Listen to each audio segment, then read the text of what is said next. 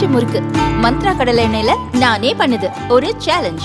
உங்களால இந்த மாதிரி முறுக்கு செய்ய முடியுமா? மந்த்ரா கடலை எண்ணெயில முறுக்கு செஞ்சு பாருங்க. ஓகே.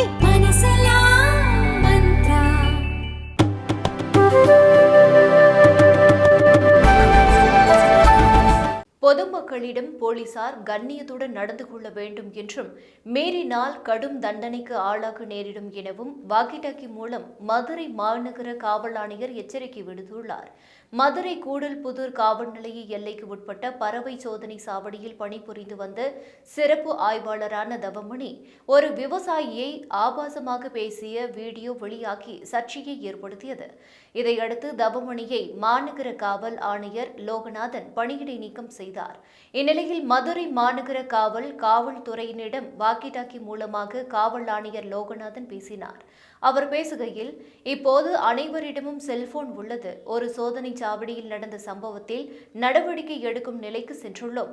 24 மணி நேரமும் கண்விழித்து பணிபுரிகிறோம்.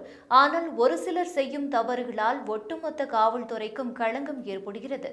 காவல் நிலையங்களுக்கு வரும் பொதுமக்களிடமும் வாகன சோதனை செய்யும் போதும் மக்களிடம் சட்டப்படி எது சரியானதோ அதை உரத்த குரலில் சொல்ல வேண்டும். ஆனால் ஆபாசமான வார்த்தைகளை பயன்படுத்த வேண்டும் என்றே அவசியம் கிடையாது.